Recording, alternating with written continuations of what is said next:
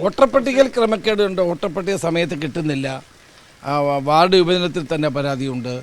തെരഞ്ഞെടുപ്പ് അട്ടിമറിക്കാനുള്ള എല്ലാ നീക്കങ്ങളും നടക്കുന്നുണ്ട്. പക്ഷേ അതിനെയൊക്കെ ഞങ്ങൾ അതിജീവിക്കും.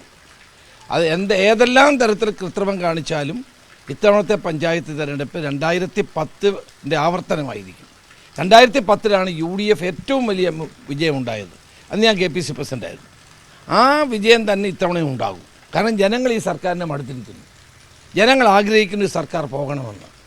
ഇതുപോലെ ജനങ്ങളെ ബുദ്ധിമുട്ടിക്കുന്ന ഒരു ഗവൺമെൻറ് ഉണ്ടാവില്ല. ഇപ്പം തന്നെ വിലക്കയറ്റം സാധാരണ ജനങ്ങളെ ബാധിക്കുന്ന കാര്യങ്ങളല്ലേ. വിലക്കയറ്റം, തൊഴിലില്ലായ്മ, ജനങ്ങൾ അനുഭവിക്കുന്ന പ്രയാസങ്ങൾ, ഓരോ ദിവസവും ദുരിതങ്ങൾ വർദ്ധിക്കുകയല്ലേ. ആ ദുരിതത്തിൽ നിന്നൊരു മോചനം വേണ്ടേ നമുക്ക്?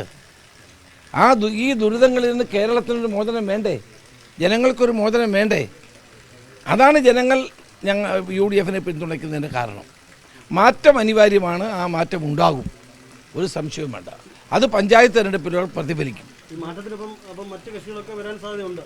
അല്ല, ഞാൻ പറഞ്ഞത് പഞ്ചായത്ത് തെരഞ്ഞെടുപ്പിലെ ഫലം ആ മാറ്റത്തിന് വേണ്ടിയുള്ളതായിരിക്കും.